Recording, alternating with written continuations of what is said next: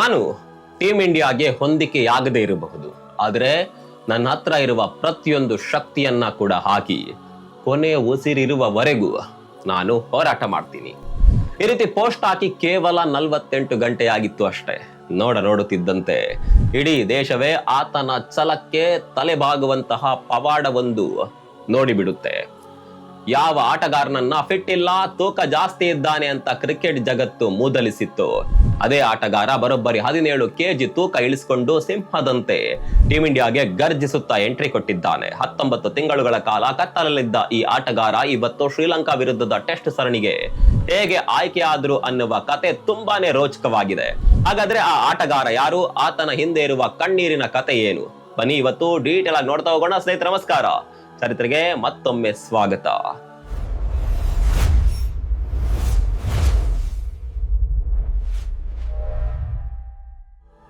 2024ರಲ್ಲಿ New Zealand ವಿರುದ್ಧದ ಸರಣಿಯಲ್ಲಿ ಇಡೀ ಟೀಮ್ ಇಂಡಿಯಾದ ಬ್ಯಾಟಿಂಗ್ ವಿಭಾಗ ಧೂಳಿಪಟವಾಗಿತ್ತು. ಎಲ್ಲರೂ ಫೇಲ್ ಆಗಿದ್ರು. ಆದರೆ ಸ್ನೇಹಿತರೆ, ಆ ತಪ್ಪುಗಳಿಗೆ ಬಲಿಯಾಗಿದ್ದು ಮಾತ್ರ ಕೇವಲ 28 ವರ್ಷದ ಸರ್ಫರಾಜ್ ಖಾನ್. ಕೇವಲ 4 ವೈಫಲ್ಯಗಳ ಕಾರಣಕ್ಕೆ ಅವರನ್ನ ತಂಡದಿಂದ ಕ್ರೂರವಾಗಿ ಹೊರದಬ್ಬಲಾಯಿತು. ಇಡೀ ಸರಣಿಯಲ್ಲಿ ಎಲ್ಲರೂ ವೈಫಲ್ಯ ಅನುಭವಿಸಿದ್ರು. ಕೇವಲ ಸರ್ಫರಾಜ್ ಮೇಲೆ ಮಾತ್ರ ಆ ಕಠಿಣ ತೀರ್ಮಾನ ತೆಗೆದುಕೊಳ್ಳಲಾಯಿತು. ಆ ನೋವನ್ನ ಜೀರ್ಣಿಸಿಕೊಳ್ಳುವುದು ಸರ್ಫರಾಜ್ ಖಾನ್ಗೆ ಅಷ್ಟೊಂದು ಸುಲಭವಾಗಿರಲಿಲ್ಲ. ಆದ್ರೆ ಅವರು ಧೃತಿಗೆಡೋದಿಲ್ಲ.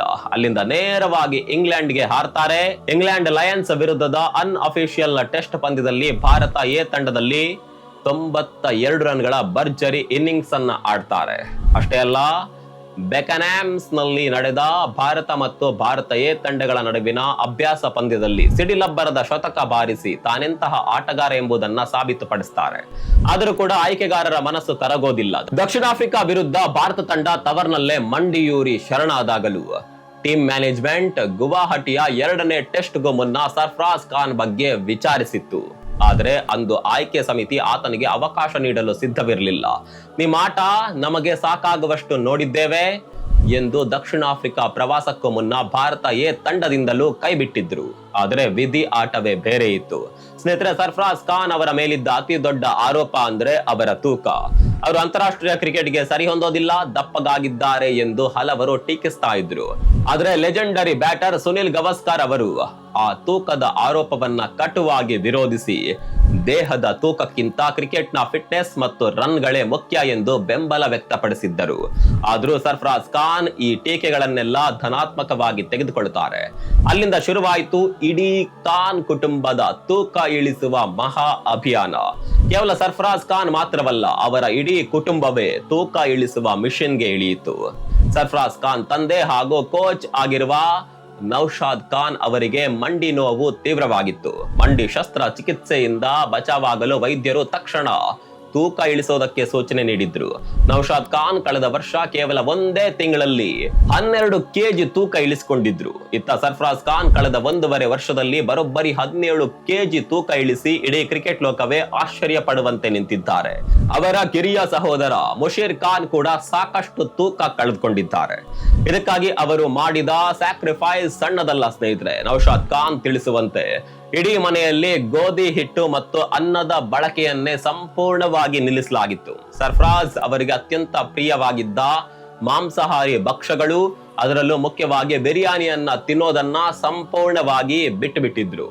ಅವರ ದೈನಂದಿನ ಆಹಾರ ಕೇವಲ ಬೇಯಿಸಿದ ತರಕಾರಿಗಳು, ಬೇಯಿಸಿದ ಚಿಕನ್, ಬೇಯಿಸಿದ ಮೊಟ್ಟೆಗಳು, ಗ್ರೀನ್ ಟೀ ಮತ್ತು ಬ್ಲಾಕ್ ಕಾಫಿಗೆ ಮಾತ್ರ ಸೀಮಿತವಾಯಿತು. ವಾರಕ್ಕೆ 6 ದಿನಗಳ ಕಾಲ 1 ಗಂಟೆ ಜಿಮ್ ವರ್ಕೌಟ್, ತಂದೆ ಜೊತೆ 1 ಗಂಟೆ ರನ್ನಿಂಗ್ ಮತ್ತು ಅರ್ಧ ಗಂಟೆಯ ಈಜು. ಈ ಕಠಿಣ ಪರಿಶ್ರಮ ಆತನಿಗೆ ಹೊಸ ಮತ್ತು ಫಿಟ್ ಲುಕ್ ನೀಡಿತು. ಮುಂಬೈನಲ್ಲಿ ಮಳೆಗಾಲ ಶುರುವಾದಾಗ ನಿಯಮಿತವಾಗಿ ಅಭ್ಯಾಸ ಮಾಡೋದು ಅಸಾಧ್ಯವಾಗಿತ್ತು. ಆಗ ಸರ್ಫರಾಜ್ ಏನ್ ಮಾಡಿದ್ರು ಗೊತ್ತಾ?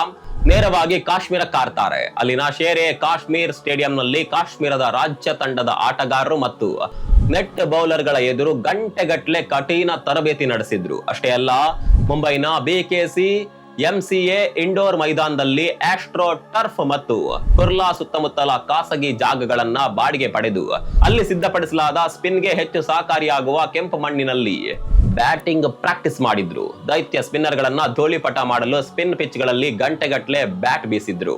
ಆದ್ರೆ ಇಲ್ಲೊಂದು ಅತಿ ದೊಡ್ಡ ಟ್ವಿಸ್ಟ್ ಇದೆ ಸ್ನೇಹಿತರೆ. ಇಷ್ಟೆಲ್ಲ ಕಷ್ಟಪಟ್ಟರು ತಂಡಕ್ಕೆ ಆಯ್ಕೆಯಾಗುವುದು ದೂರದ ಮಾತಾಗಿತ್ತು. ಆದ್ರೆ ಆಗಸ್ಟ್ ಮೊದಲ ವಾರದಲ್ಲಿ ಭಾರತ ತಂಡದ ಯುವ ಆಟಗಾರ ಸಾಯಿ ಸುದರ್ಶನ್ ಅವರಿಗೆ ಬಲಗಾಲಿನ ಹೆಬ್ಬೆರಳಿಗೆ ತೀವ್ರ ಗಾಯವಾಗುತ್ತೆ.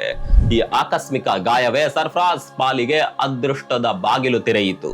ಆಗಸ್ಟ್ 15ರಂದು ಶ್ರೀಲಂಕಾದ ಗ್ಯಾಲೆಯಲ್ಲಿ ಆರಂಭವಾಗಲಿರುವ 2 ಪಂದ್ಯಗಳ ಟೆಸ್ಟ್ ಸರಣಿಗೆ ಸಾಯಿ ಸುದರ್ಶನ್ ಅಲಭ್ಯರಾದಾಗ ಆಯ್ಕೆ ಸಮಿತಿ ಮುಂದೆ 3 ಪ್ರಮುಖ ಆಯ್ಕೆಗಳಿದ್ದವು. ಮೊದಲನೇದು ಋತುರಾಜ್ ಗಾಯಕ್ವಾಡ್, ಎರಡನೇದು ಯುವ ಆಟಗಾರ ಶೇಖ್ ರಶೀದ್.